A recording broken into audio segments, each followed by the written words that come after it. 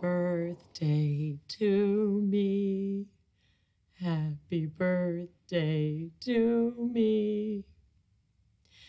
There's tears in the frosting.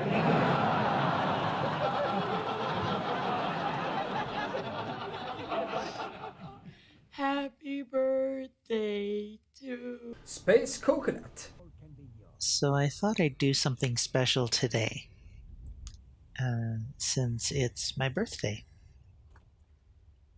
I've wanted to do a video talking about myself and telling you guys a little about me since we're growing into a little community. I thought it would also help new visitors to the channel know what I'm about and who I am. And, maybe they might want to stick around after that. To start, yep, today is my birthday. I know I don't sound it, but I'm actually 39 today. I got a Nintendo Entertainment System for Christmas in '89, and I've been a gamer ever since. I would always beg my mom to take me to the grocery store so we could rent a new game, and I remember one time she came home from a trip and I had, she gave me Mario 3 and Double Dragon 3 for Christmas. She was telling me the story that another guy, it was the last game, and that another guy wanted it for his kid, and he was kind of begging her for it, and she was like, no, he wants to play. She wanted to get it for me. She jokes around, and she always says that she kind of regrets in getting me the Nintendo system because I spend so much time in front of the gaming systems and my computers and all that stuff. But I think she's kind of understanding that this is where I was always meant to be. This is in my soul. I'm a gamer, to my very core. I didn't do anything particularly interesting or exciting through school. I was always a quiet person. I think you can tell that I still am for the most part. I joined the Marine Corps in 2002, only a few months after 9/11, and that was pretty scary. I actually joined before it happened because I had some medical issues pop up. If you guys remember the video I made while I was in the hospital, it was basically the same thing.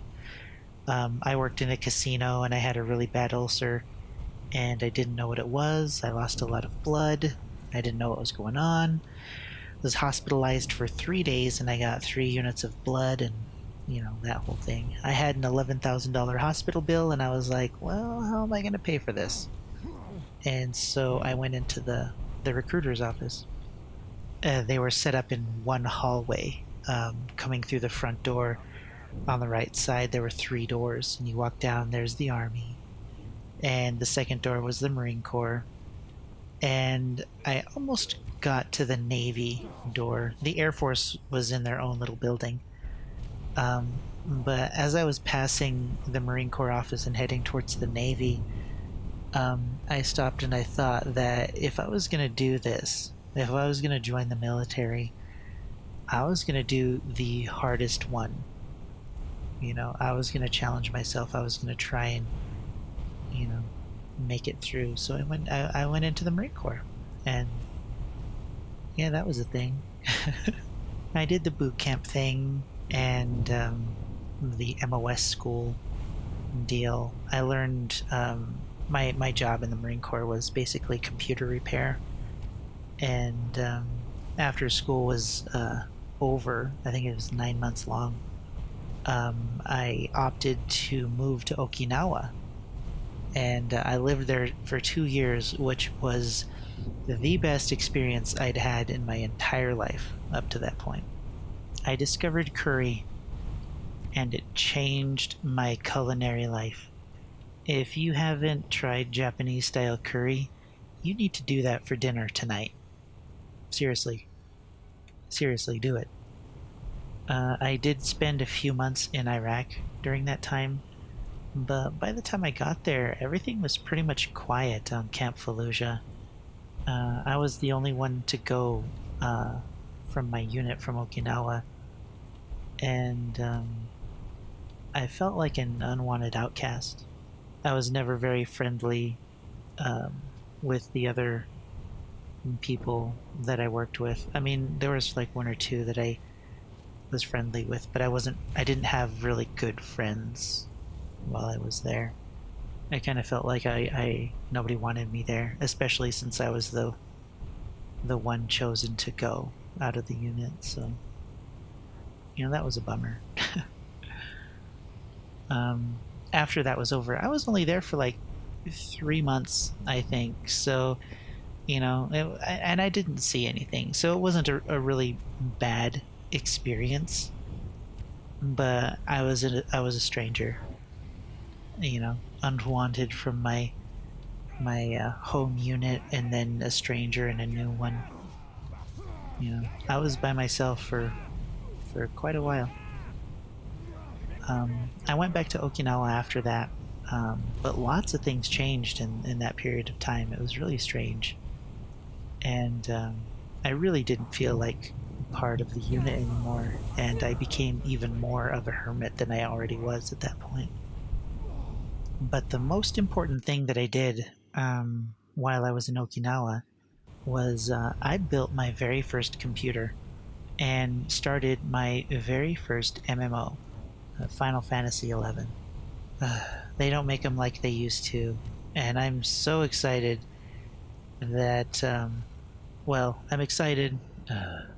Yeah, I was excited for Fallout 76, and I was excited for last year.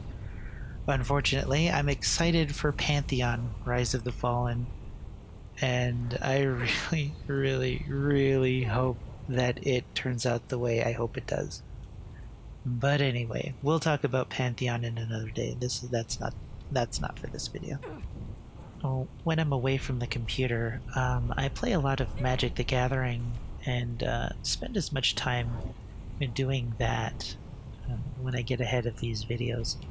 I mostly play Commander these days, since Standard is too expensive to keep up with, and I'm honestly not really a fan of Modern. Right now I have an Edgar Markov deck, Joda, Joyra, and I recently built a Muldrotha deck the last time I visited my fiance. I'm enjoying it. I finished piecing it together, but I haven't had a chance to play it, so actually, starting today, I have a week-long vacation, so I think I'll stop at the shop and see if somebody can play test me. There's one guy that I play. He plays Control all the time. I hope somebody else is there. I finished college in December of 2016 and got my bachelor's degree in graphic communication. I did my own logos, my signs, this video editing and stuff. I do, on my own. Um, I'd like to turn it into another career someday, and making other logos for other creators. Maybe, I don't know. We'll see how that turns out. It's a dream, part of the whole thing. But thanks to my time in the Marines, I actually got this degree for free. So if you pay taxes, thank you for paying for my college education. Uh, During my time in college, I was vice president, and in the next semester, president of the tabletop club. Tabletop club. We'd play a lot of Pathfinder, and I really enjoyed playing as a gnome alchemist who was afraid of boxes and loved explosive. I really like doing the voices for him, because the goblin is, or not the goblin, the gnome. I'm gonna do this for you, and it's gonna be loud, and it's gonna be embarrassing, but I'm gonna do this for you anyway. So when we would play Pathfinder, and my goblin would speak, and he would want to blow something up, he would be really excited, and then oh wait, all we have to do is blow it up. That's all we have to do. It's a door. You just blow it up, and then I'll do this. I'll dig up my chemicals and I'll put them together, and then all we have to do is it's ready, and then we're gonna explode it. It's gonna go, and we're gonna blow it up, and it's gonna be nice, and it's gonna think, And then that's kind of depending on the situation. I had to make up a situation in my mind just now, but that was how I played. That's how I played that goblin. I loved playing with the voices and stuff. It was fun. Right now, I play D&D with my fiance and her friends, and it's okay. I'm playing a Dragonborn cleric who is a part of the Forge domain because I like crafting. And we're doing a thing. She has a story. I'm so lucky. Anyway, that's what I did, and that was embarrassing. Anyway, through the tabletop club, that's how I met my fiance. It's a cute story, and I'll probably share it with you guys sometime. She really encouraged me to do this YouTube thing, and she's really happy with the success that I've found. Even though I'm not making any money from it, the fact that you guys, 1,000 people sub to this channel of me, it's so ridiculous. And she's really proud of me. That means a lot to me. That makes me really happy.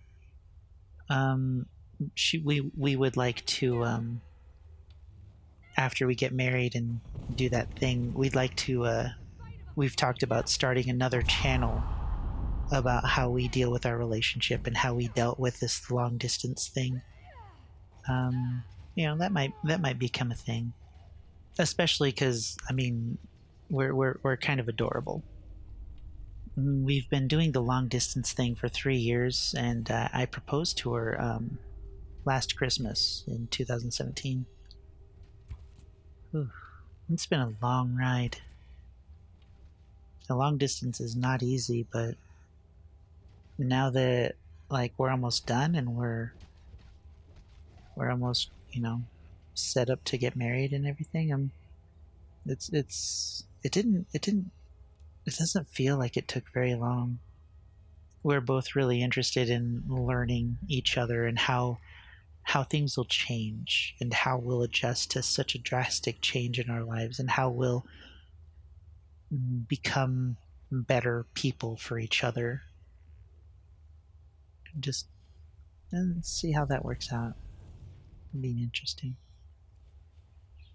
She is younger than me, but we'll definitely talk about that in the other channel when the time comes. That was a really quick and dirty video of my past. And I'm sure I might have left you guys with a lot of questions, but I'll probably do another one of these videos later if you're ever curious about a particular event or experience in my life. I wanted to thank you guys and do something special for you since you've been such a great support in my quest to be a better creator. I hope you liked it, even though it was probably a bit short. I'll definitely do it again in more detail someday. One of the most common questions I get is if I'm gonna stream, or where my stream is, or if I stream, Well, when I move to my fiance's town, I'll probably have access to a real internet connection, which means I'll probably be able to stream. I'll figure out the schedule for that when the time comes. I really can't think of anything else to say right now, so I'm gonna get back to work. As of right now, I have 997 subs. You guys are insane. And I need to get the contest ready, as well as get another video ready for the 10th, since I work that day and need this video done before then, so it can be up by the 11th. If you guys ever want to create consistent videos for YouTube or anything like that, be prepared to work your butt off. Anyway, thanks for being you. I appreciate you guys.